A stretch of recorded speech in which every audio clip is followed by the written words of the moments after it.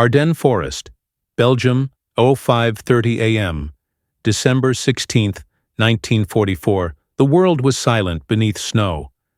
A white mist clung to the pines, muffling the sounds of war. In the foxholes along the quiet front, American soldiers of the 106th and 28th Infantry Divisions stirred from their blankets, breath turning to frost. They believed this was the calmest sector on the Western Front, a place to rest before the final push into Germany. Then the earth began to shake. A low rumble, like a freight train buried underground, rolled through the frozen woods. The horizon to the east pulsed orange. Thousands of German guns, hidden for days beneath camouflage and winter fog, opened fire in unison. Artillery shells screamed overhead, tearing through tree trunks and snowbanks. The calm was gone in seconds. Communication lines snapped. Field telephones went dead. The radio static was drowned by the roar of explosions. Outposts vanished. Entire platoons were swallowed by the barrage. When the shelling stopped, the forest filled with another sound. Engines, hundreds of tanks and armored vehicles emerging from the mist. Panthers, Tigers, and half-tracks rolled west through gaps where American lines once stood. German soldiers wore captured American uniforms. Road signs were reversed. Confusion spread faster than gunfire. What the Allies thought was a quiet winter lull had become Hitler's last gamble. Unternehmen, Wacht am Rhein, the watch on the Rhine. And as snow turned black with smoke, the most desperate battle of the Western Front began. One that would test the endurance, command and spirit of an unprepared army. Because in that first hour, the question wasn't how to win, but how not to lose. By late 1944, the world believed Germany was finished. Paris had been liberated in August. Allied columns stretched across northern France and Belgium, advancing with the unstoppable confidence of victory. London's papers spoke of the last months of the Reich. In every staff room from Washington to Moscow, the same assumption repeated: Hitler's armies were collapsing, but the maps on General Eisenhower's wall told another story. The Allied front, from the North Sea to Switzerland, ran almost 600 miles. Supply lines from the Normandy beaches were overstrained. Fuel, ammunition, and food traveled hundreds of miles along narrow, cratered roads. The vast Red Ball Express truck convoys burned more fuel than they delivered. Rail bridges were ruined, ports still wrecked. Every forward movement consumed more resources than the Allies could replace. Behind the thin front line stood divisions exhausted by continuous fighting since Normandy. The U.S. First Army held the north under Courtney Hodges. The Third Army, under Patton, pressed east toward the Saar. The Ninth Army occupied the center. But between these forces lay a stretch of hilly forest. The Ardennes, a region commanders viewed as unsuitable for major operations. It was there that Hodges positioned units needing rest. The 99th, 106th, and remnants of the 28th Infantry Division. Their orders were simple: hold, patrol, and wait for replacements. For the Germans watching from the other side of the Siegfried Line, that quiet sector was an opportunity. Inside Hitler's mountain headquarters at Adlerhorst, west of Frankfurt, the Führer refused to accept defeat. The Reich's eastern front was collapsing before the Red Army's winter offensives. Yet Hitler's focus turned west, obsessed with splitting the Anglo-American alliance. He envisioned a blow so shocking that it would force the Western powers to negotiate, leaving him free to face the Soviets alone. The plan he approved on October 11th was codenamed Unternehmen, Wacht am Rhein, Operation, Watch on the Rhine. Its ambition bordered on delusion. Hitler demanded nothing less than the recapture of Antwerp, the critical port supplying the Allied armies.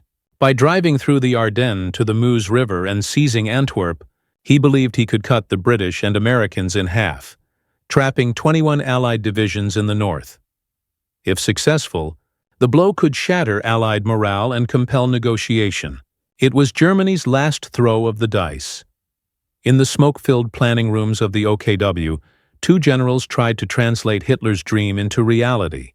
Field Marshal Gerd von Rundstedt, commanding all forces in the West, understood the operation's risks. So did General Hasso von Manteuffel, a tank commander known for cold precision. Both warned that Germany lacked the fuel and reserves to sustain such a deep offensive. But Hitler overruled them, declaring, "The enemy is weak. They have no will to fight another winter." The assault would be spearheaded by three armies: 6th Panzer Army, SS General Sepp Dietrich's elite force, including the 1st SS Leibstandarte Adolf Hitler Division and the 12th SS Hitlerjugend Division, aimed for Antwerp via Liège. 5th Panzer Army, under Manteuffel, would strike through the center toward Bastogne and St. Vith. 7th Army, under Erich Brandenberger, would protect the southern flank near Luxembourg. Supporting them were the remnants of the Luftwaffe and a deception force led by the daring Otto Skorzeny, Operation Greif, using English-speaking commandos in captured American jeeps. In all, roughly 250,000 German soldiers, 1,000 tanks, and 1,900 artillery pieces assembled behind a front the Allies barely watched, a force built on secrecy, desperation, and one final hope. By November, reconnaissance aircraft flew blind. Thick weather cloaked the forests. Allied intelligence, confident that the Wehrmacht could no longer mount major offensives, dismissed scattered radio intercepts as defensive redeployments. Reports from prisoners hinted at a buildup, but no pattern emerged. Even Ultra, Britain's code-breaking jewel, failed to detect the offensive's scale. German radio discipline was strict. Orders traveled by courier. The Allies' overwhelming air superiority meant nothing under solid gray skies. In short, the perfect conditions for surprise. The Ardennes itself was both shield and trap, a labyrinth of hills, narrow valleys, and dense pines. Roads twisted through small Belgian villages: Honsfeld, Bühlingen, St. Vith, Bastogne, all potential choke points. Tanks could move only in columns. One destroyed vehicle could block miles of traffic. But if the Allies were caught unprepared, those same roads could funnel a fast breakthrough. German planners bet everything on speed. The Blitzkrieg formula revived. They calculated that in 48 hours their spearheads must reach the Meuse. Beyond that line, fuel would run out. Meanwhile, American soldiers along that front wrote letters home. The quiet sector nicknamed Bread Routine. Patrols reported little more than distant sounds and occasional mortar shells. Villagers offered hot soup and cautious smiles. Snow fell almost daily. Field kitchens struggled to keep fires lit. Jeeps froze solid overnight. Most outposts consisted of log-roofed foxholes buried under snow, their interiors lined with ration tins and cigarette butts. In mid-December, the temperature dropped below 10 degrees. The wind cut through greatcoats like knives. Men worried more about frostbite than enemy tanks. Yet just miles away, in the dark woods east of the Aar River, thousands of German troops waited in silence. Engines idling beneath camouflage nets, artillery concealed under white sheets, ammunition stacked on sleds. They had been ordered to attack at dawn. At the heart of the plan was secrecy. German civilian movement was restricted. Bridges rebuilt at night. Fuel drums hidden in barns. Commanders drilled their men to expect no mercy, no retreat. Propaganda officers promised, "This will be the battle that decides the war." For many, it felt like déjà vu. The Ardennes had been the corridor of invasion in 1940 when Hitler's tanks swept into France. 4 years later, he would try to reverse history through the same forest. The stakes were higher now. Germany's economy was collapsing, cities burning under Allied bombing. Yet inside the Wehrmacht's ranks, a grim discipline endured. A belief that if they could just hold the Western Allies at bay, political divisions might save them. The gamble was colossal, and the clock was ticking. In early December, Allied commanders planned for a static winter. They discussed leave rotations, rest camps, and Christmas dinners. The U.S. First Army staff even considered moving artillery units rearward for maintenance. Patton's Third Army was preparing an offensive in the south, but not before New Year. To Eisenhower and Bradley, the greatest threat seemed logistical, not tactical. The war's end looked near. But across the line, At 5:30 a.m. on December 16th, Hitler's artillery would open the largest barrage the Western Front had ever seen. More shells in the first hour than during any single day in Normandy. The Allied front was about to be torn open by an attack no one thought possible. All that remained was the moment of contact. In the first weeks of December 1944, Allied intelligence was confident, too confident.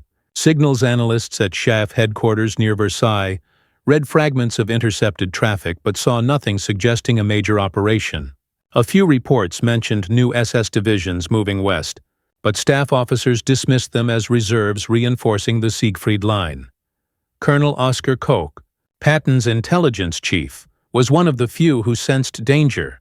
He warned that the German army was regrouping for an offensive, perhaps in the Ardennes. Patton believed him but lacked authority to change Eisenhower's deployment. The warning was filed, noted, and forgotten. Meanwhile, German deception deepened. Operation Greif, the brainchild of Otto Skorzeny, the commando who had rescued Mussolini the previous year, prepared to sow chaos once the offensive began. Skorzeny gathered several hundred English-speaking Germans, dressed them in captured American uniforms, and trained them to infiltrate Allied lines. Their mission: reverse signposts, spread false orders, sabotage communications, and spark paranoia. Another group, Operation Stusser, was an airborne assault intended to seize key crossroads north of Malmedy.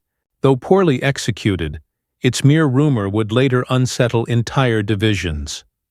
Behind these shadows moved Kampfgruppe Piper, a hard-hitting armored spearhead of the 1st SS Panzer Division, Leibstandarte Adolf Hitler.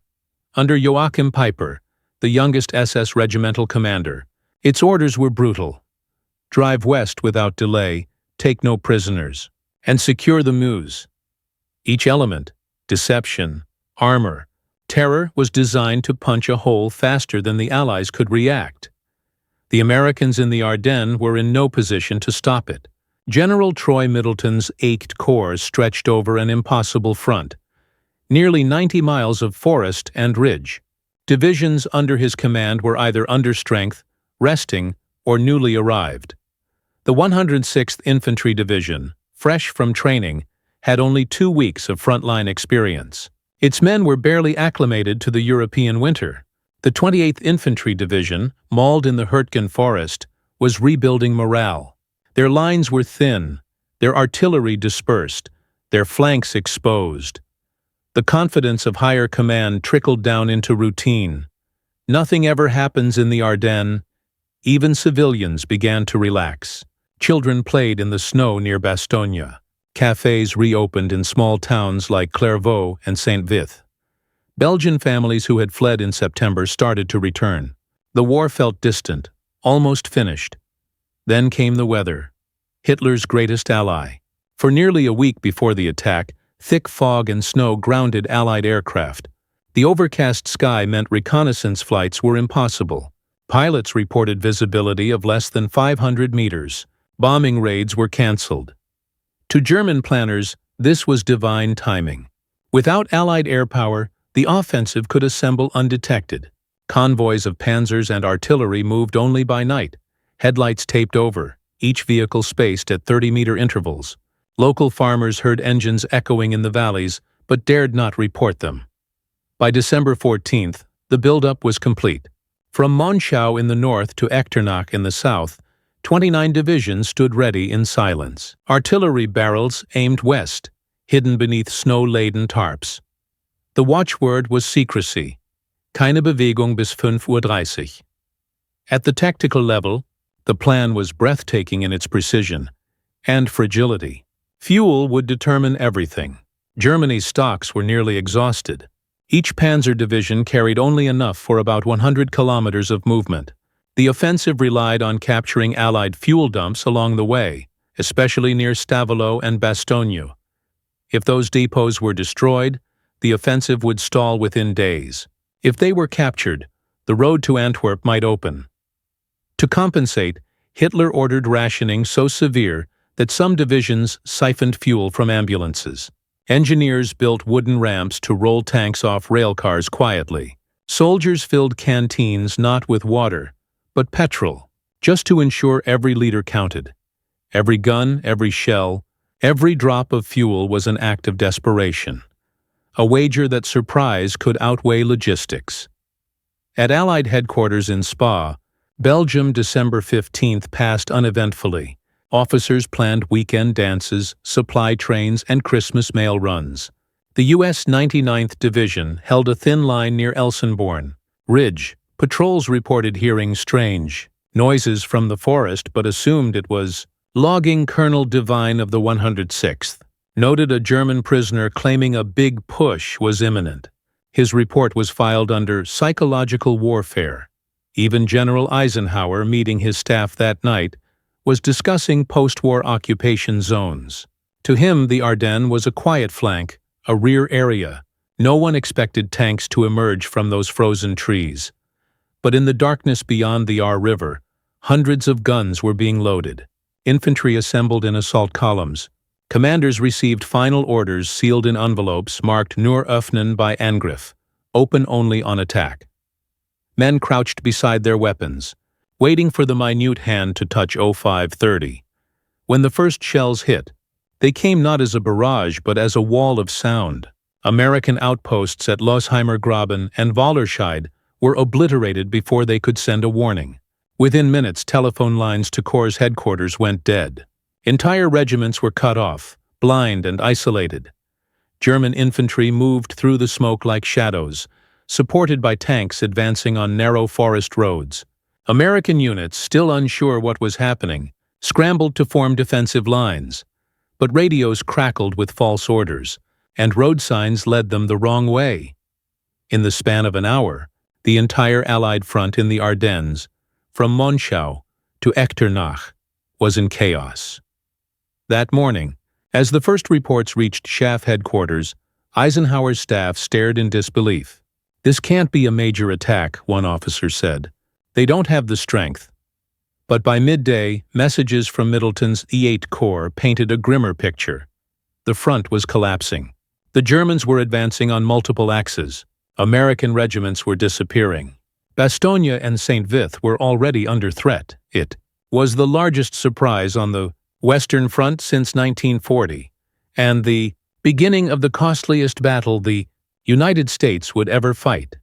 Then, before dawn on December 16th, the forest spoke. Angle 1. The human front for the soldiers on the ground. The Ardennes offensive began not as a grand strategy, but as confusion in the snow. Private Thomas O'Keefe of the 106th Infantry later wrote, "At first we thought it was our artillery practicing. Then the forest lit up, and it felt like the world had split open. Shells tore apart trees, sending splinters as deadly as shrapnel. Men stumbled through smoke and falling snow, clutching frozen rifles. Machine gun crews fired blindly into the mist until their barrels jammed from ice." By mid-morning on December 16th, entire companies were isolated. Runners dispatched for help never returned. Field hospitals overflowed within hours, packed with the wounded and frostbitten. Roads clogged with retreating trucks, ambulances, and infantry trying to regroup. In the small villages of Schönberg, St. Vith, and Blyalf, civilians woke to the sound of engines. Panzer columns rolled through their streets as soldiers shouted orders in German. Some villagers cheered, mistaking the tanks for Americans, until they saw the black SS insignia painted on turrets. For the Americans caught in the open, there was no clear front. Snowstorms mixed with artillery smoke. Units fired on friendly positions. Men froze to death in foxholes rather than risk exposure to the wind. The enemy seemed everywhere, and invisible. Behind the lines, military police tried to restore order. Refugee columns of Belgian civilians crowded the same roads as retreating troops. Mules carrying ammunition slipped on the ice. The screams of the wounded echoed through pine valleys. To many soldiers, it felt less like a battle than an avalanche. Silent, sudden, unstoppable. Angle 2. The tactical chessboard while chaos ruled the front line. The struggle for control turned into a brutal contest of terrain and timing. The Ardennes was not an open battlefield. It was a maze. Victory would belong to whichever side could command the road junctions, the lifelines connecting every front. For the Germans, the key junctions were Saint-Vith, Bastogne, and Malmedy. Capturing them would open the route west to the Meuse River. For the Americans, holding them meant survival. In the north, the 6th SS Panzer Army under Sepp Dietrich struck toward Monschau and Elsenborn Ridge. Their aim: breach the thinly held US 99th and 2nd Divisions, then swing west. But Dietrich's men found the ridge a fortress. American artillery, dug into the frozen slopes, fired with mathematical precision. Snow muffled their positions, and the defenders used forward observers and pre-plotted coordinates to annihilate German armor. Day after day, the SS divisions threw men and tanks into the ridge and broke against it. The 99th Infantry, derided as green, earned its place in history there. They did not yield. Farther south, the 5th Panzer Army under Hasso von Manteuffel achieved what the SS could not: momentum. His armored spearhead smashed through the lines of the 106th Division near Blyalf, surrounding 2 entire regiments. By December 17th, over 7,000 American soldiers were cut off east of the Our River. Most would be captured after exhausting their ammunition in the snow. The Germans advanced westward, using surprise and speed. Yet every mile gained came at a cost. Bridges had to be repaired under fire. Roads jammed with vehicles. Fuel shortages began on the second day. Still, the pressure was relentless. Saint-Vith became the hinge of the entire battle. A small town whose defense would delay the German timetable by crucial days. There, mixed units of the 7th Armored Division, engineers and remnants of shattered regiments formed a ring around the crossroads. The fighting was savage. Tanks dueled at point-blank range in narrow streets. Snow concealed anti-tank mines. German infantry infiltrated houses. American machine guns turned them into rubble. Artillery from both sides shattered what was left of the town's stone walls. For the defenders, it was a battle fought hour by hour. Not for victory, but for time. Angle 3. The cost of weather. The Ardennes winter of 1944 was one of the coldest in living memory. Temperatures dropped to 20 degrees at night. Soldiers' feet blackened from frostbite. Rifles froze in their bolts. Morphine syrettes solidified in medics' pockets. American supply units struggled to deliver food and ammunition. Trucks stalled. Roads vanished under drifts. In some areas, wounded men froze before they could be evacuated. For the Germans, the cold was equally merciless. Fuel rationing meant idling engines were forbidden. Men slept inside tanks to stay alive. White camouflage smocks froze stiff like armor plates. Mechanics crawled under vehicles in the snow to repair tracks with bare hands. The same fog that hid them from Allied aircraft also robbed them of coordination. Without radio contact, armored columns wandered into ambushes. Units became disoriented, colliding on single-lane roads. The Ardennes swallowed both armies, one side chasing momentum, the other clinging to survival. Yet amid that chaos, small acts of endurance shaped the outcome. An artillery observer staying at his post despite encirclement, a supply sergeant driving through shell fire to deliver fuel, medics performing amputations in candlelight. Every inch of resistance, every hour of delay, bought the Allies time, and time would decide the battle. In those first 4 days, the situation was fluid and desperate. German advances reached as far as Stavelot and Trois Ponts. Some armored patrols were within sight of the Meuse bridges. Allied headquarters at Spa prepared to evacuate. The mood was grim. The word breakthrough replaced raid in official dispatches. But as panic spread, so did resolve. Divisions pulled from reserve, 82nd and 101st Airborne, began moving north despite the storm. Engineers blew bridges behind them, slowing the panzers. Artillery units repositioned to cover retreat corridors. By December 20th, the front had become a series of desperate strongpoints, crossroads, ridges, and frozen villages where small groups of Americans held against entire German divisions. These isolated stands would become legends, not for grandeur, but for grit. In their defiance, The Allied line stopped collapsing and began hardening. And while men clung to crossroads with raw nerve, another contest was unfolding. One that would determine whether the offensive could continue at all. A battle not of bullets, but of fuel. Angle 4. The Technological War.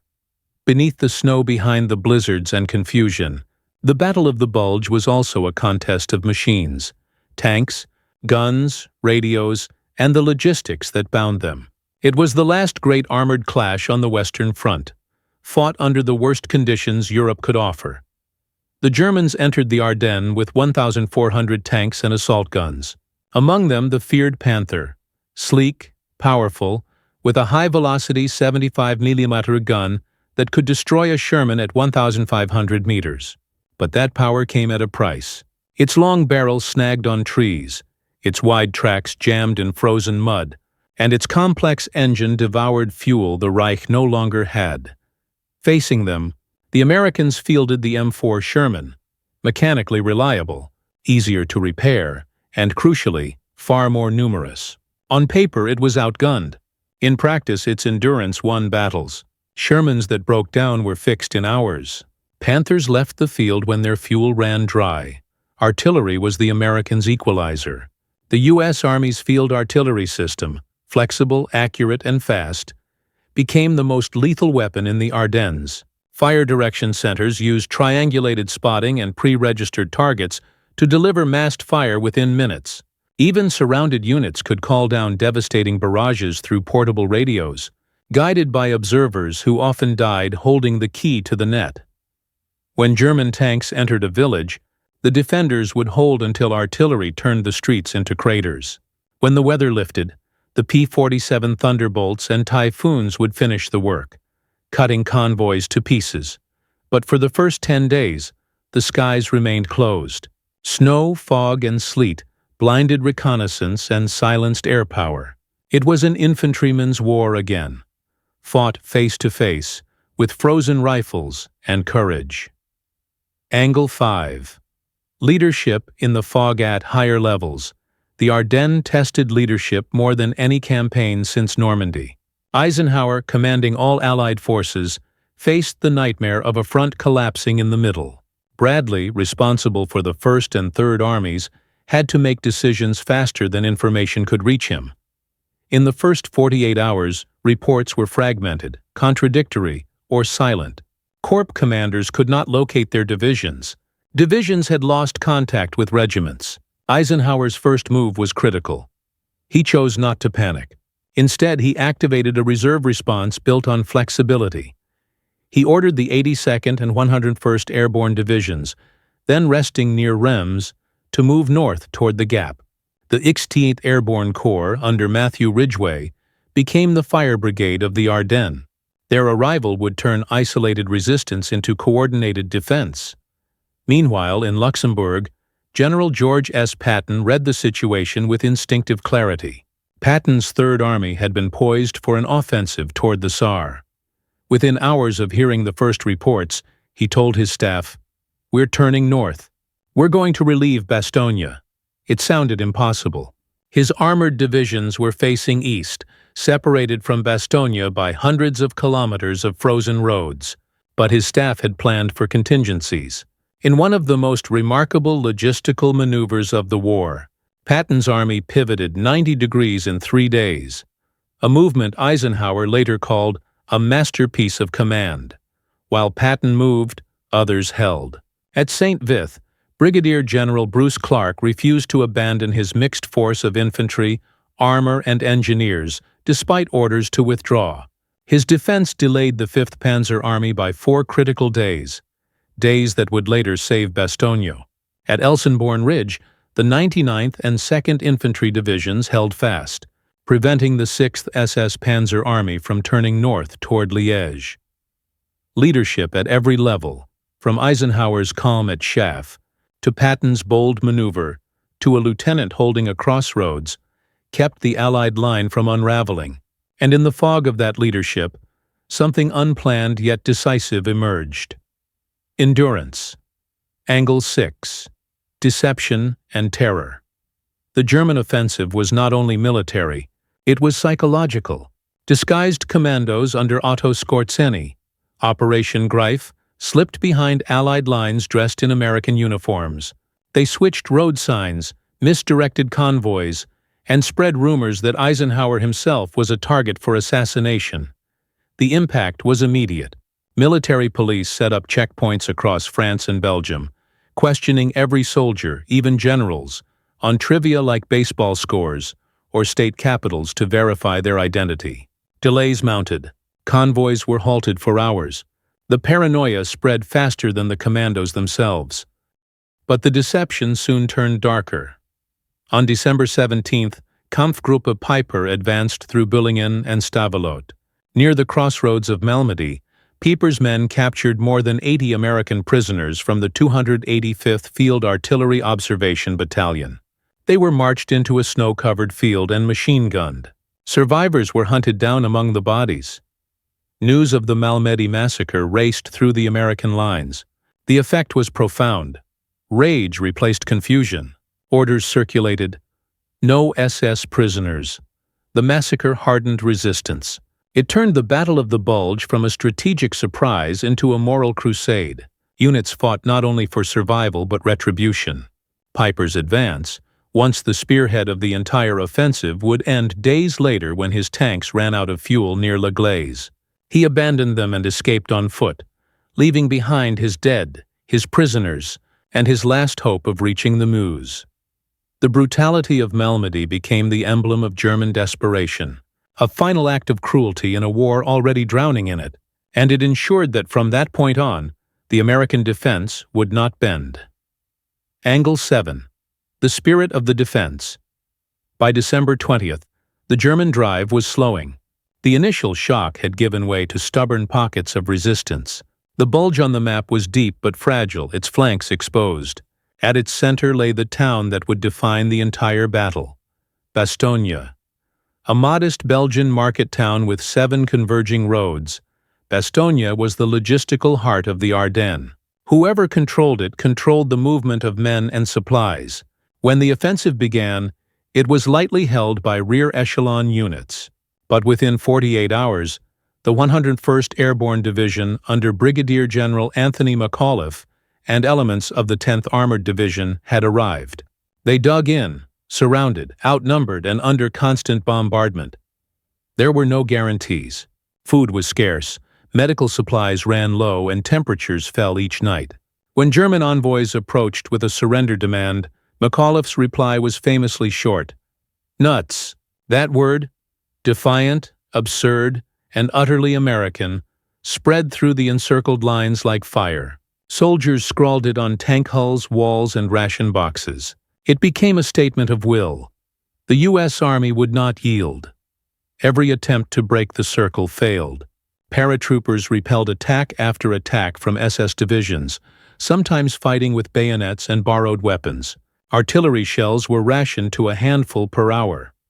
Outside the ring, Patton's Third Army was racing north through snow and wreckage. His men drove day and night, often sleeping in their tanks, fighting not only the enemy but exhaustion itself. As they advanced, the weather began to shift. On December 23rd, the sky broke open, blue after 10 days of cloud. The sound of aircraft engines filled the air once again. In the coming days, the air war would return, the supply drops would fall, and the tide would turn. But the cost was already unimaginable. From Elsenborn to Bastogne, from St. Vith to the Meuse, the Allied front was scarred, frozen, and bleeding, yet unbroken. And now, at the end of December, the battle reached its point of decision. The next phase would decide whether the Bulge became a breakthrough or a grave. But the battle's center of gravity was narrowing onto 2 names, St. Vith and Bastogne. The frozen front. December 19, 1944, the Ardennes no longer whispered. It screamed. For 5 days, the snow-swept forest had devoured men and machines. The German advance, once swift and confident, now crawled through wreckage.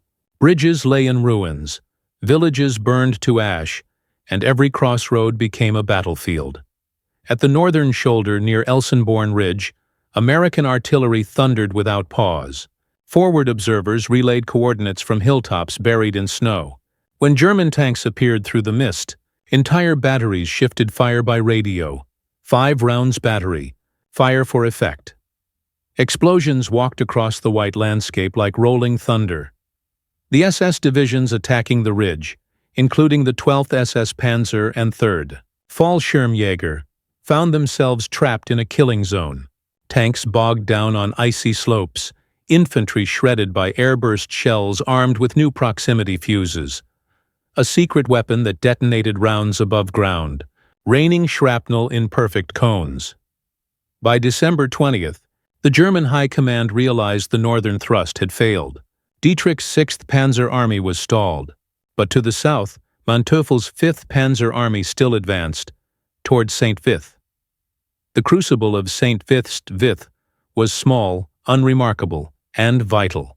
Its rail and road junction connected the entire central sector of the Ardennes. For the German offensive to stay on schedule, it had to fall within 48 hours. Instead, it would hold for nearly a week. Inside the town, Brigadier General Bruce Clark's Combat Command B of the 7th Armored Division joined battered remnants of the 106th and 9th Armored Divisions. Outnumbered 5-1, they built a circular defense of tanks, engineers, and infantry, coordinated through sheer willpower. The weather offered no mercy. Snow piled waist-deep. Artillery barrages came hourly. The defenders slept in cellars, their breath freezing on concrete walls. German artillery pounded the town from 3 sides. When one street collapsed into rubble, tanks maneuvered through back gardens. Houses caught fire and froze into skeletal frames. Every intersection became a strong point. The defenders fought not for victory, but for hours. Every hour the Germans lost here delayed their entire timetable. On December 21st, the order to withdraw finally came. Clark's men slipped west under cover of night, their tanks moving silently on frozen roads. The town they left behind was gone, leveled by shell fire. But the delay they created had bought the Allies what they needed most: time. The German clock runs out time, that invisible resource, began to crush the German plan from within. By December 22nd, fuel shortages crippled the offensive. Panthers sat idle, engines cold, their crews huddled inside for warmth. Convoys scavenged captured depots, but found them either empty or destroyed by retreating Americans. Each division had started the battle with precise fuel calculations. Now, even the best estimates dissolved into chaos. Kampfgruppe Piper, the SS spearhead, was the first to collapse. After massacring prisoners at Malmedy, Piper's column advanced west, crossing the Amblève River toward Stoumont. There, U.S. engineers blew the bridges ahead of them. Allied artillery cut their supply routes. By December 23rd, Piper's tanks were out of fuel. Surrounded and bombarded, he abandoned his vehicles. 100 tanks and half-tracks left to the snow. His retreat marked the death of the northern thrust. At Hitler's headquarters, rage replaced strategy.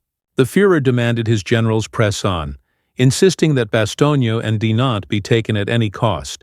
But his subordinates knew the truth. Without fuel and roads, the panzers were prisoners of their own advance. Bastogne encircled south of the main drive. Another drama unfolded, one that would define the entire campaign. The town of Bastogne, garrisoned by the 101st Airborne Division and elements of the 10th Armored, was surrounded by December 20th. 7 roads led into Bastogne. All were cut. German units from the 2nd Panzer and 26th Volksgrenadier Divisions encircled the town, closing the ring. Inside, roughly 11,000 Americans faced over 45,000 attackers. Colonel Joseph Harper, commanding the 327th Glider Infantry, described the scene. "We had no medical supplies, little food, and almost no winter clothing. We were low on ammo, but no one talked about surrender. Hospitals overflowed. Wounded men lay on straw in cellars lit by lanterns. Surgeons worked in gloves frozen stiff with blood. Rations were cut to half. Artillery shells were counted like coins. Yet morale held. The defenders joked grimly that they were surrounded, by opportunity. On December 22nd, German envoys arrived under a white flag, bearing a typed ultimatum demanding surrender. Brigadier General Anthony McAuliffe's reply was one word: nuts. When the message reached German lines, officers were baffled. The translator explained, "It means go to hell." That single word traveled across the front like a flare. Radio operators repeated it. Soldiers carved it into snowbanks. It became the symbol of American defiance. The moment the tide began to turn, not on maps, but in hearts. The sky opens on the morning of December 23rd. After 10 days of fog, the clouds finally broke. Sunlight glared off the snow, and with it came the roar of engines. Hundreds of C-47 Skytrains from the 9th Troop Carrier Command appeared over Bastogne. Parachutes blossomed across the sky, crates of ammunition, food, and medical kits tumbling through the air. For the men trapped below, it was salvation from above. Within hours, P-47 Thunderbolts and P-38 Lightnings filled the air, strafing German convoys and bombarding artillery positions. Every German tank caught on a road became a pyre. Columns of smoke stretched for miles. The Luftwaffe tried to respond, but it was a shadow of its former self. Lacking fuel and pilots, its sorties were scattered and ineffective. For the first time since the offensive began, the skies belonged entirely to the Allies. The German commanders, Manteuffel, Brandenburger, and even Dietrich, knew the window had closed. Without air cover or supply lines, their advance was doomed. The relief in motion. Meanwhile, to the south, Patton's Third Army was on the move.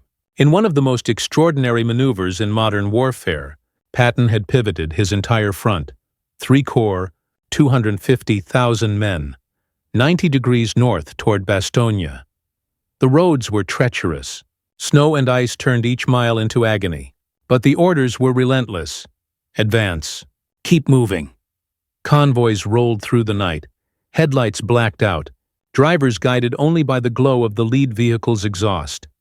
By Christmas Eve, Patton's spearhead, the 4th Armored Division under Major General Hugh Gaffey, reached within striking distance of the encircled town. They faced minefields, ambushes, and frozen rivers, but pressed on. That night, the horizon flashed with artillery, the two halves of the Allied line reaching for each other through fire and ice.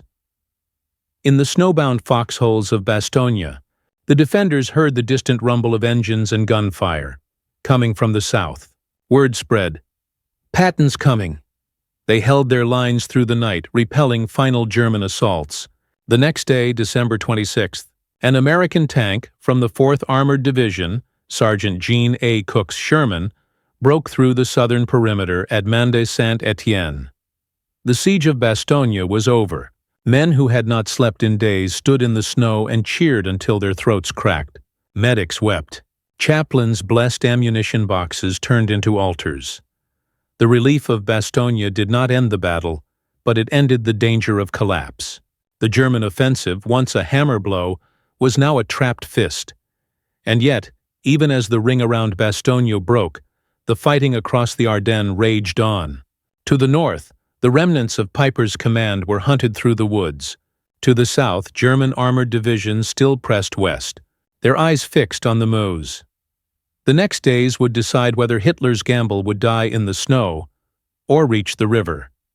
And at that fragile point between hope and ruin, the Battle of the Bulge reached its decisive moment. December 26-28, 1944, the turning of the tide. When the first American tank rolled into Bastogne on the afternoon of December 26th, it was more than a tactical link-up. It was the moment the Allies seized back initiative, the first breath after suffocation. But around them, the Ardennes was still a battlefield of chaos. German columns, once sleek and ordered, were now fragmented, scattered through forests, cut off from supply, and pounded relentlessly by artillery and aircraft. The offensive that had begun with thunder was dissolving in snow. For the men of the 4th Armored Division, relief did not mean rest. They immediately joined the Bastogne garrison to widen the corridor. Every field, every frozen hedgerow became a contested line. German forces counterattacked from the north and east, desperate to close the breach. Fighting raged through the night, tracer fire slicing the fog, mortars lighting the sky in orange bursts. Yet the German tempo was gone. For every tank that advanced, 2 were immobilized for lack of fuel or maintenance. Engineers cannibalized wrecks to keep others running. Some crews abandoned their vehicles and fought on foot. To the Allies, the advantage had shifted, not by brilliance, but by endurance. The sky as a weapon. The morning of December 27th brought clear weather across the Ardennes. A gift and a curse. For the first time in weeks, the full weight of Allied air power could be unleashed. From dawn until dusk, thunderbolts, Mustangs, and Typhoons prowled the roads. Every bridge, convoy, and fuel dump became a target. Columns of smoke stretched over the horizon as fighter bombers strafed traffic jams, igniting fuel trucks and ammunition carriers. German soldiers, once masters of the blitzkrieg, now hid in ditches, their mobility gone. An American pilot from the 362nd Fighter Group recalled, "The roads looked like ant trails. You just had to follow the wrecks." With each passing hour, the Luftwaffe's response diminished. Many of its remaining aircraft were destroyed on the ground by raids against airfields in the Rhineland. The balance of the air war, and the entire offensive, had shifted irreversibly. Allied reconnaissance flights now mapped the real extent of the Bulge. On aerial photos, the deep German penetration curved westward like a knife wound across Belgium, but instead of widening, it was shrinking. The counterstroke forms by late December. Eisenhower had stabilized the front. The 1st and 9th U.S. Armies, under Bradley and Hodges, held the northern shoulder. Patton's Third Army held the south. The German bulge between them, 50 miles deep and 60 miles wide, was now a pocket waiting to be squeezed. At Verdun on December 28th, Eisenhower convened his senior commanders. The discussion was calm, clinical. The decision: attack from north and south simultaneously, closing the salient at Houffalize. The Allies would not only stop the German offensive, they would erase it. Hitler, meanwhile, refused to accept reality. From his bunker, he raged at Rundstedt and Model, demanding renewed assaults toward Antwerp. His generals, exhausted and furious, obeyed in form but not in faith. The last significant German thrust came from the 2nd Panzer Division, which reached within 4 miles of the Meuse River near Celle.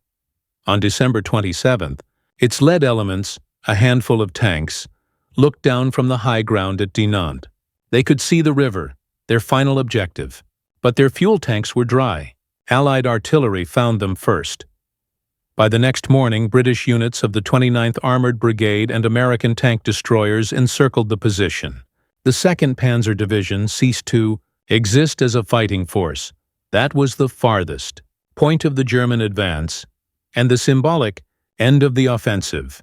The collapse of the offensive, the last days of December, turned the Ardennes into a graveyard of machinery. German withdrawal routes were under constant attack. Airstrikes obliterated bridges. Artillery harassed every crossroad. Kampfgruppen retreated in small groups, abandoning tanks that could not be towed. In many villages, burned-out Panthers lay side by side with frozen horses, the modern and medieval dying together. Soldiers scavenged food from barns, melted snow for water, and carried their wounded on sleds. For those still holding the front, the retreat was indistinguishable from defeat. At Stavelot, captured SS fuel dumps were set ablaze by retreating troops to prevent Allied use, vast columns of flame lighting the snow like pillars of fire. At Mannheim and Hotten, local civilians emerged from cellars to find their towns unrecognizable. Streets lined with corpses in white camouflage, faces frozen in mid-step. The German army that had entered the Ardennes with precision and purpose was now bleeding out in fragments. January 1, 1945. Operation Bodenplatte. In a final attempt to shift momentum, Hitler ordered a massive New Year's Day air offensive, Operation Bodenplatte. The plan was audacious. Strike Allied airfields across Belgium, France, and the Netherlands, destroy their aircraft on the ground, and regain the skies. At dawn, over 900 German fighters took off. Surprise was total. In a few hours, they destroyed hundreds of Allied planes on the ground. A tactical success. But the victory was hollow. The Luftwaffe lost nearly 300 aircraft and most of its remaining veteran pilots. The damage to Allied air power was repaired in days. The damage to the Luftwaffe was permanent. Bodenplatte marked not revival, but self-destruction. The Third Reich had gambled its last air strength, and lost it to attrition. January 3rd to 7th, 1945. The counteroffensive as the new year began, the Allies struck back. From the north, Hodge's First Army launched coordinated assaults toward Houffalize. From the south, Patton's Third Army advanced through Neuchâteau and Wiltz. The weather turned again. Cold, clear, pitiless. Snow crunched under tank treads. The dead lay half-buried in drifts. Each village was retaken through close combat. American units discovered cellars full of wounded German soldiers left behind in retreat. The Bulge, once a swelling of German strength, was shrinking under the pressure of Allied counterattack. By January 8th, Rundstedt ordered a general withdrawal behind the Aar River. For the first time, Hitler reluctantly approved.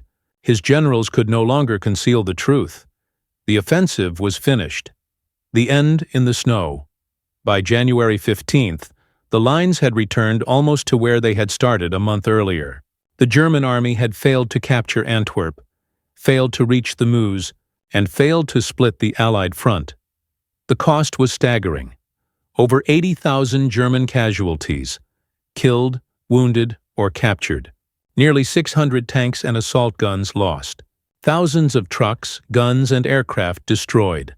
The Allies suffered heavily too, about 75,000 casualties, the highest for any battle fought by U.S. forces in World War II. But unlike the Germans, they could replace their losses. The Battle of the Bulge had begun as Hitler's last offensive. It ended as his army's final collapse in the West. On January 16th, the pincers of Patton's and Hodge's armies met at Houffalize. The Bulge, once 50 miles deep, was gone. American engineers replaced road signs marking front line with new ones reading forward supply route. Soldiers marched through shattered forests littered with burned-out armor. They had won, but the cost was visible in every crater, every blackened tree. What began as a desperate gamble had ended in exhaustion on both sides. The German army had spent its last reserves.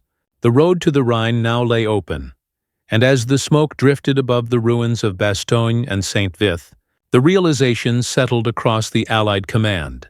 They had come closer to disaster than anyone had admitted. By Christmas, the Bulge was no longer a breakthrough. It was a liability. The snow-covered graveyard.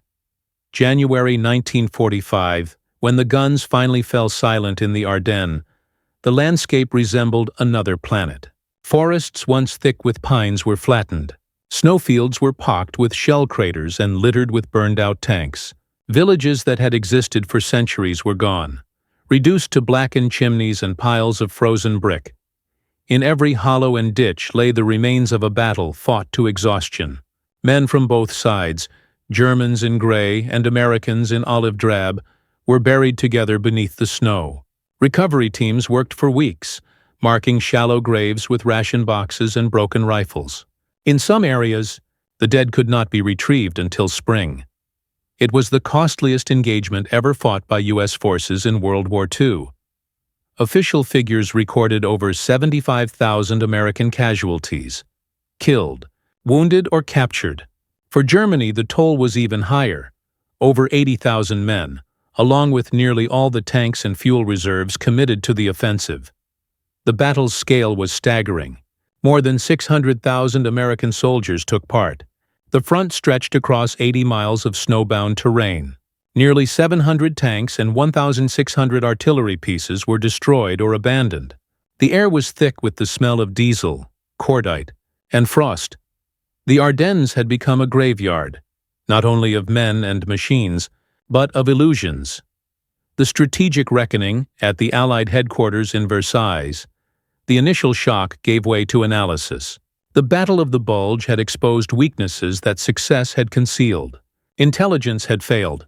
Commanders had underestimated their enemy's ability to strike. Communications between armies had faltered. General Eisenhower's staff produced a blunt assessment. Overconfidence and dispersion nearly lost us the initiative. The phrase "quiet sector" was never used again. Yet, paradoxically, the Ardennes also became proof of Allied resilience. Despite surprise, despite bitter weather, the U.S. Army had recovered faster than any military in modern history. Within 72 hours of the German breakthrough, reinforcements were moving from as far away as Reims and Verdun. Divisions regrouped, fought, and adapted under fire. Commanders like Middleton, Ridgway, and Patton transformed chaos into coordination. For the Germans, the reckoning was harsher still. The offensive had been designed to split the Western Allies and force a negotiated peace. Instead, it destroyed the Wehrmacht's last reserves. The armored divisions that had once spearheaded blitzkrieg were now crippled beyond repair. The 6th Panzer Army, once elite, would never again mount a full-scale attack. The 5th Panzer Army was reduced to defending the Rhine. And the Luftwaffe, decimated by Operation Bodenplatte, had ceased to exist as an effective force. The Ardennes had consumed what remained of Germany's military strength. The war in the West was no longer about holding ground. It was about delaying defeat. The human reckoning. For the men who survived, victory brought no joy. Only numb exhaustion. The cold had inflicted almost as many casualties as the bullets. Medical records list tens of thousands of frostbite and trench foot cases. Field hospitals overflowed with amputees. In some units, more soldiers were evacuated for exposure than for wounds. Letters from the front told of frozen nights, comrades lost, and the quiet guilt of survival. Private John Donnelly of the 101st Airborne wrote to his family, "We're told we won, but it doesn't feel like winning. It feels like we survived a test that no one should have to take." Civilians paid dearly, too. Entire Belgian and Luxembourg villages were caught in the crossfire. Bastogne, Saint-Vith, and Houffalize were nearly wiped from the map. Thousands of residents were killed or displaced, their homes burned by artillery from both sides. For weeks after the battle, survivors searched the snow for missing relatives and livestock among the ruins. The Malmedy massacre left a permanent scar. Investigators from the U.S. Army's Judge Advocate General's Corps began collecting evidence even as the war raged on. The discovery of mass graves confirmed the atrocity, and the names of the perpetrators, members of the 1st SS Panzer Division, would later echo in post-war trials at Dachau. The operational lessons. The Battle of the Bulge became a case study in military schools for decades to come. It demonstrated that even in apparent victory, complacency could invite disaster. Eisenhower, in his later memoirs, wrote, "The Ardennes was a reminder that no front is quiet, no enemy beaten, until the war itself ends." For Allied planners, 3 lessons stood out. Intelligence integration. The failure to correlate multiple warning signs. Intercepted signals, prisoner interrogations, aerial photos, showed the limits of data without synthesis. After the battle, Allied intelligence reorganized under centralized coordination, ensuring future threats would be assessed collectively, rather than in isolation. Flexible command. The success of the counterattack owed much to decentralized leadership. Corps and division commanders were given freedom to act without waiting for higher orders. This mission-type command philosophy would shape modern doctrines of rapid response. Logistics and air power. The weather had proven how fragile supply chains could be. When skies cleared, Allied dominance in air and transport reversed the battle's outcome in days. Without it, the Ardennes might have ended differently. At West Point, the phrase "hold like Bastogne" entered textbooks, shorthand for endurance under siege. The psychological toll even in victory. Something shifted in the Allied consciousness. The illusion of an easy end to the war was gone. In December 1944, many believed the next march would reach Berlin by spring. By January, they knew the enemy would fight to the last breath. Winter deepened. The snow that had once covered the Ardennes now turned gray with soot. Soldiers who had fought through the Bulge began their march toward the Rhine in silence. Few smiled for cameras, They had seen what desperation looked like, and they knew it was not finished. Yet among the horror, there was pride. The line had held. The army had not broken. The youngest divisions in Europe had withstood the most violent assault since Normandy and prevailed. When Eisenhower visited Bastogne in February, he stood among the ruins and said quietly, "The finest hour of the American soldier was here." The near disaster, the Battle of the Bulge, remains remembered as a triumph. But in truth, it was a near catastrophe. For several days in mid-December, the United States stood on the edge of its greatest military defeat in the West. Had the Germans reached the Meuse, seized Bastogne, or delayed Patton's relief, the consequences could have been devastating. The Allied line might have been split, the war in Europe prolonged by months, perhaps more. Historians later agreed that fortune and resolve shared equal credit.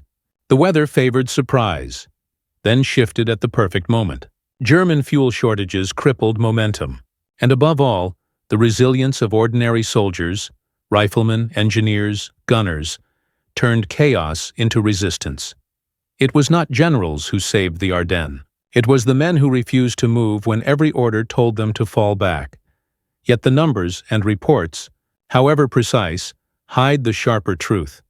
The Allies had come closer to the brink than they would ever publicly admit. For a brief frozen month, the question of victory trembled and held. The strategic consequences by mid-January 1945, as Allied patrols crossed once again into the shattered villages of the Ardennes, the scale of the German defeat became clear. The offensive that had promised Hitler a turning point had instead accelerated the collapse of the Reich.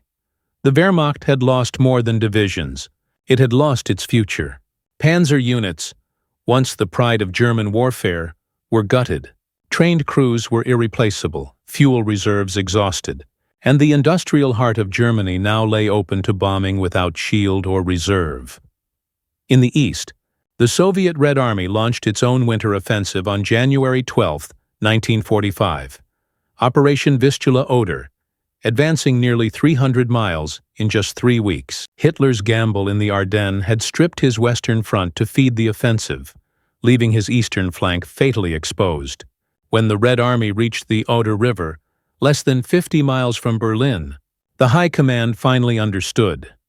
The last chance to negotiate peace with the West had died in the snow of Belgium. The Allies, too, took stock. The Battle of the Bulge delayed their final push by 6 weeks, cost immense resources, and demanded a massive logistical recovery. But it also unified them. The friction between American and British commands, simmering since Normandy, was largely erased by the shared trial of December. Churchill called the American stand in the Ardennes an ever-glorious example of the fighting spirit of the United States Army. Eisenhower's coordination of Anglo-American and even Soviet liaison units during the counteroffensive set a precedent for the multinational command structures that would define NATO a decade later. The battle had proven that modern warfare was not only about firepower, it was about endurance, supply, and cohesion under pressure. It was the last time Germany could shape the tempo of the war. From January onward, the initiative belonged entirely to the Allies. The commanders reckoning in the aftermath, reputations were made and unmade. For Eisenhower, the Ardennes solidified his image as a steady hand, a commander who could absorb chaos and restore order. His refusal to panic when the front collapsed was as decisive as any battlefield maneuver.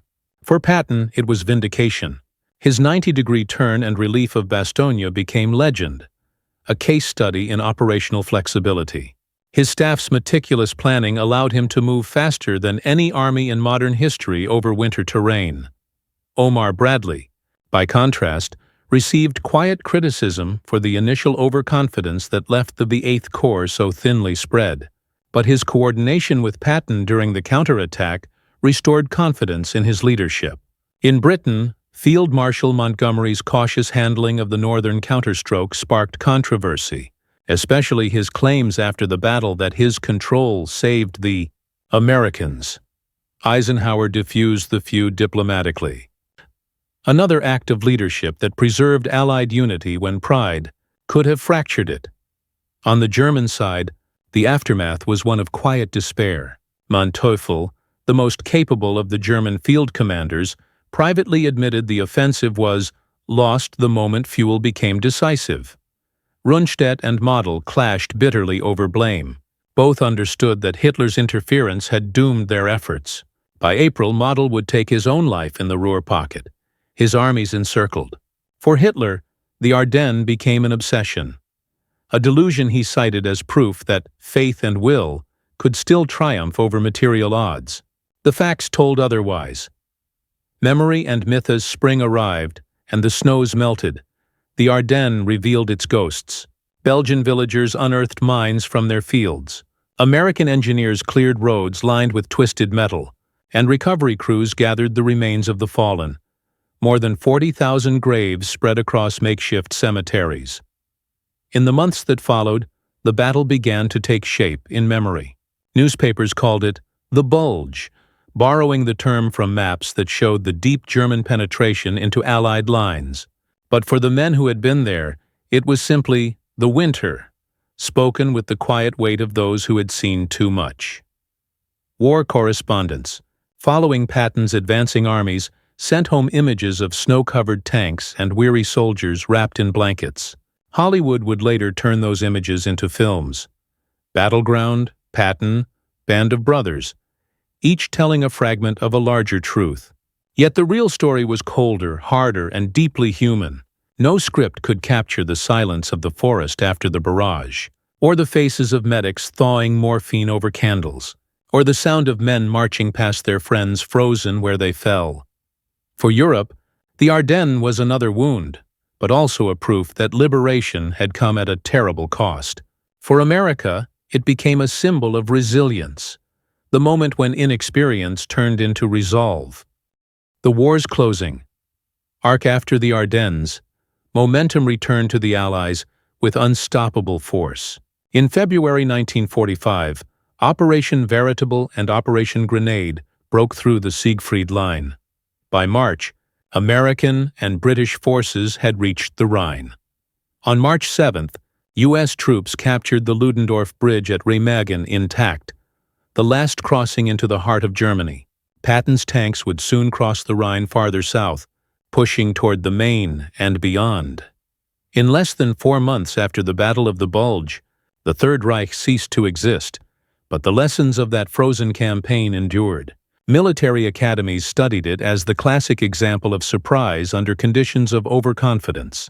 It taught that no victory is permanent, no front secure, no army immune to complacency. It also showed how rapid adaptability, from Eisenhower's redeployment to Patton's march, could turn near disaster into triumph. When the guns finally fell silent in May 1945, the Ardennes remained scarred ground, a warning written in snow and fire, remembrance and reconciliation. After the war, the forests grew back and the villages were rebuilt.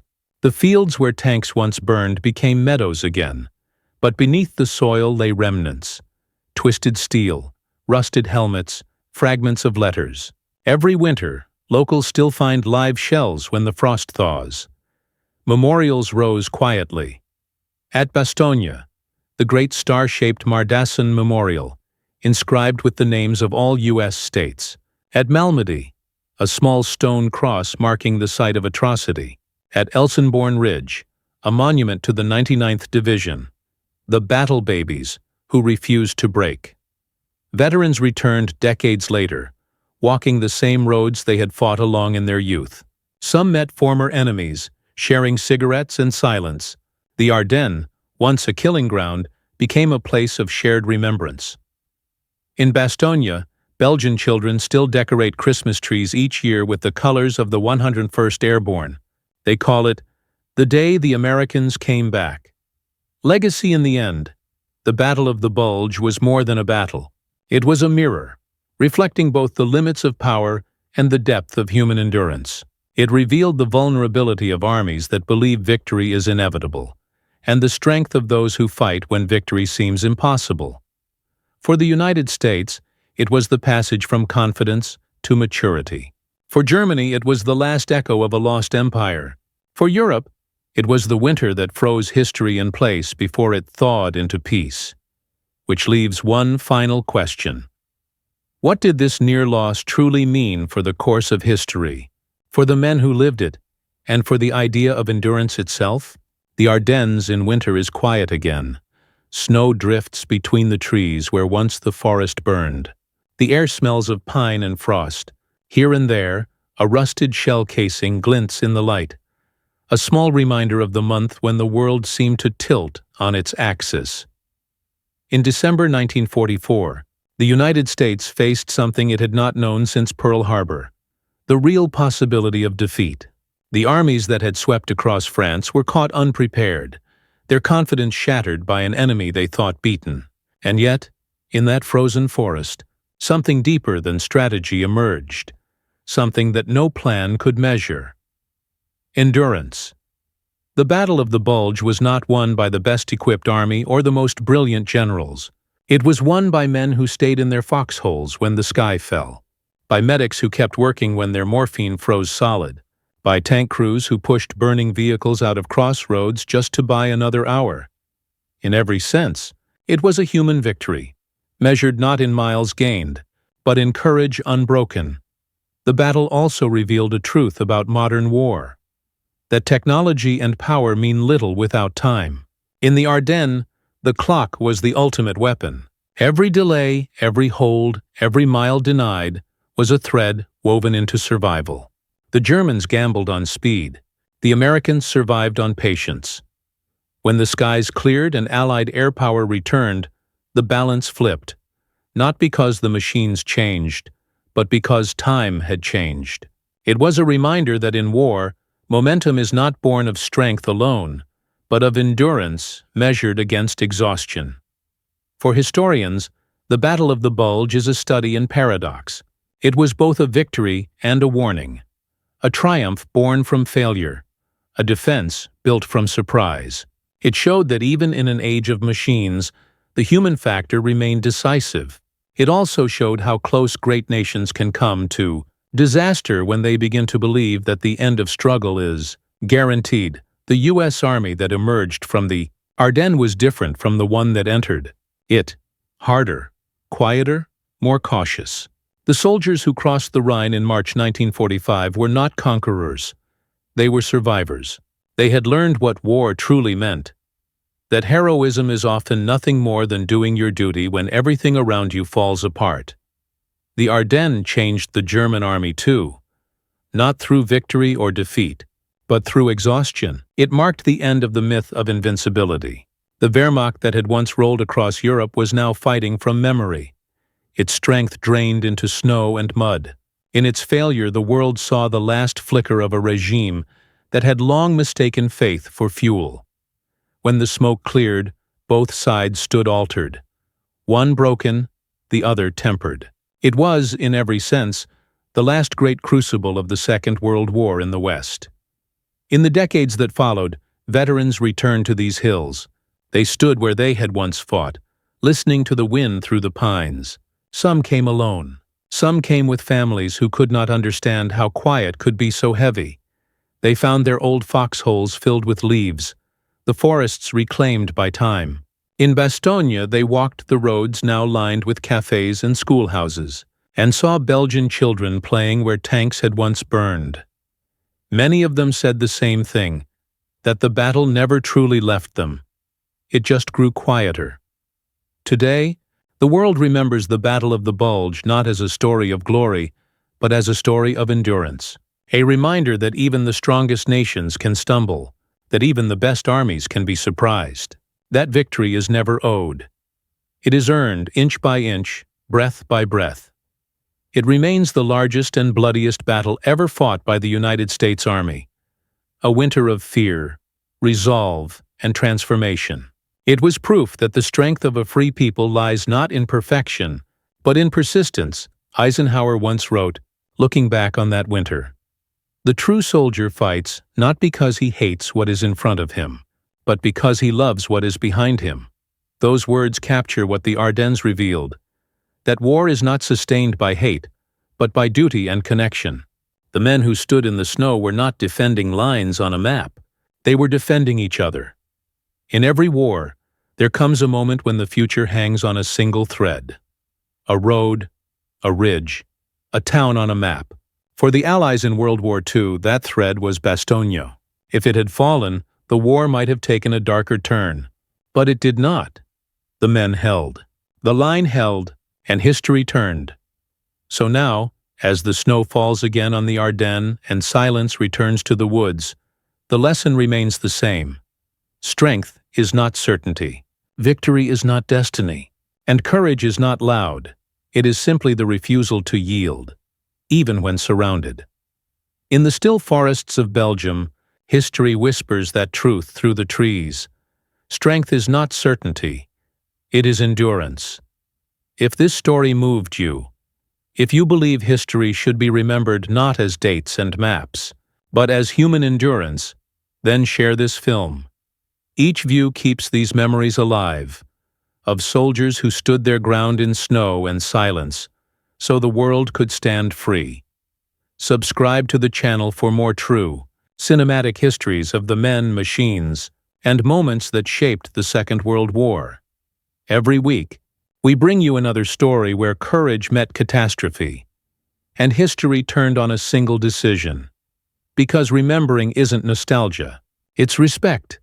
And somewhere in the quiet forests of the Ardennes, that respect still echoes.